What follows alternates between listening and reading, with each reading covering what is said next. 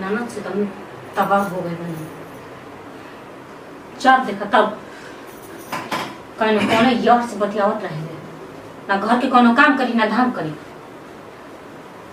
आवे दिया इनका के तब हम बतावत नहीं ना इनका के खेदवा देनी तो हमरो नाम ना इनकर अति इतना हो गए बनू कि बर्दाश्त से बाहर हो गए बा तनिको इनकरा बुझाते नहीं कि एगो हो जाई भी तो ओकरा साथे काम धंधा करे के चाहिए जब देखा तो कहीं कोनो यार से लगल रहे नैन मट्टा का करत रहे फोन पे बतियावत रहे बस इनकर ये जिम्मे कामे बा एगो ई बड़न इनका तो कुछ समझे में ना आई जब देखता बहन के पक्ष ली हम आज आवे दिन करो बताओ बधाई हम करत नहीं रहस लोग भूखे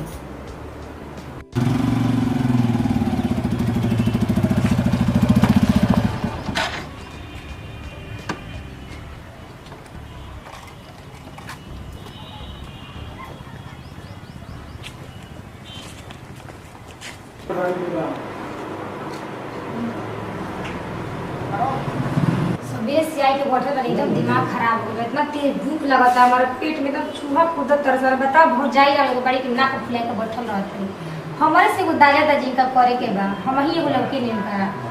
बा काहे काहे कोई सर घर में आ गई बिया दिमाग एकदम डिस्टर्ब होके रख दे बिया काहे कोला घर से आई बिया का करते रुचि का करी भैया देखो तेरा बैठले न बानी चुपचाप वही का करी कौन काम बा अच्छा छोड़ो जा खाना ले आओ खाना खाना तेरे घर में बनल बा अब बताओ तार बड़ी बड़ी वही बार सबे से पढ़ लिख के जाता नहीं घर में कुछ बाई नहीं करके हम खाए पिए तब तेरे पेट में खुले चूहा कूदता भाभी राम बैठल बड़ी घर में मुंह फुलाई के काहे कैसा थोड़ी लेके आइल बड़ा का है कुछ काम नहीं कर तू हां पसंद है क्लियर लग रहा झेला रुको कर पूछा तनी हम पूछ के बताओ तनी उनको दवाई देते हैं इतना झाड़ू लगा बना पोछा लगा दुनिया भर में वही से काम पड़ल बाटे बैठल बड़ी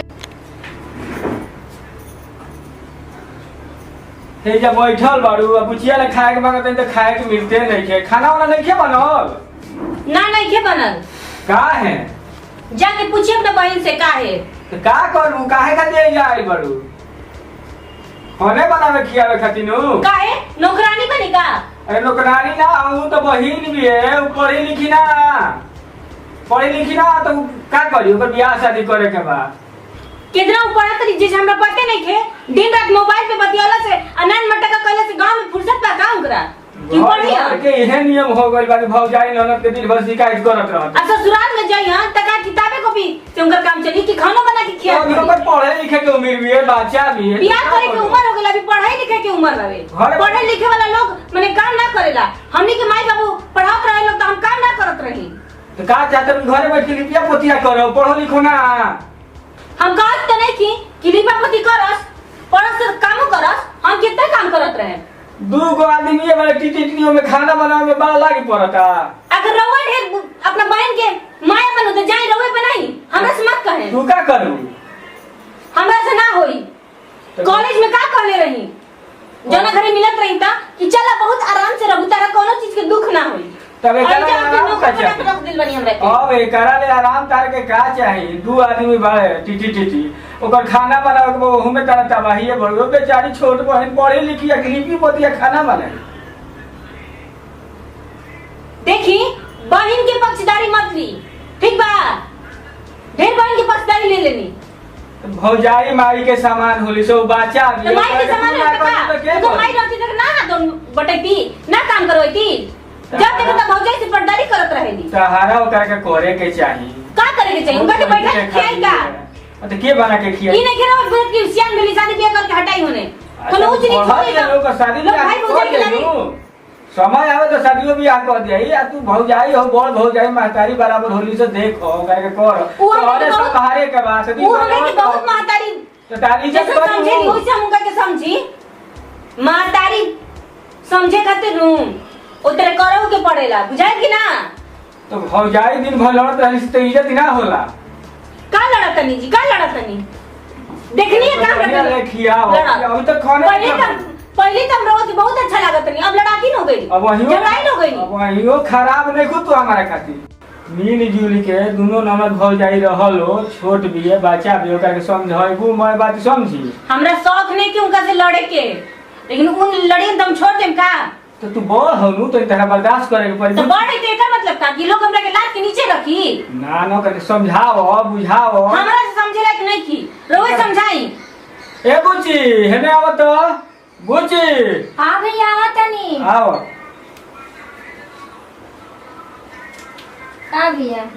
कनी हा कि बड़ भौजाई महताबरी बरोबर होली सब मिल के आज भौजाई के संग रह यही तरी झगड़ा करबू लो हम बहरी रहतनी तो कोई दिन ऐसे चली। आ सुन तू खिसियाई लो चरचरा तो झगड़ा कर तो पेट में अन्न नहीं खे गई जा तू खाना बनाव खैबू तो मैं मन मिजाज ठीक हो जाई। जाके बनाई हमरा से ना बनी। अब हम पढ़े खाना बनावा बनाई के आई के बाद बनाई ना स्कूल से आई के ठीक बात लोग पढ़े वाला लड़की खाना ना बनाए, भौजाई मुआत रहे चाहे जियत रहे, भौजाई करी तो करी ना ना आराम फरमाई। नहीं पढ़ती है बेचारी सुबह में पढ़े चल जाती है तो खाना बनाई आकि पढ़ी एगो पढ़े के बहाना बहुत कुछ नहीं के शुरू से मैं देख के जरगी जब से आई बड़ी तब से देखत जा जरे के रही तो कबही ने तरह के भगा देले रहती घर से। ठीक बा जरे के नाम मतलब अरे जा त रोई रोई को नटंकी देखत है रोज तार के ये लागल रही कैसे भगा दिए करे के जानू कि ना। अब तू कह देलू न भगाई का भगाई के दम ले मियो सोच ला तर मुंह पे कहत नहीं तार कहला से भैया कहीं बैठा दिए ना तन्नू हां। अरे बड़ भौजाई है तनी मिल तू देखते रही ना दिन भर लड़ गड़ू थाकल गड़ू ठीक नु लड़त तारू जा खाना बनाओ पेट में अन्न जाई गुदी जाई तो मन फ्रेश हो जाई लड़ाई करे के मन ना कर जा। मैंने रहो एक बार में ना सुने नी कह दिन हम खाना ना बनाए तो ना बनाए हमरो जीते बा तू तो जा मम्मी बनावे कि तहारा का ना बनी हम मत बनो मन ना जमा बिना खैला बिनु ठीक है तू दू बेर ना रही जाला 10 साल खा रही जाई के बना के तो हम कमाई ना खानी ठीक बा चल जाई जैसे बनावे के तो दिन भर ठीक है दिन भर तू भूखे रह चाहते भूखे रहबू ठड़ा जीबू। हां जाई ना जाई छुइया मत बता दे तनी झोला की जरूरत नहीं के तोरा भरोसा नहीं के जहर में मिला के खिया देबे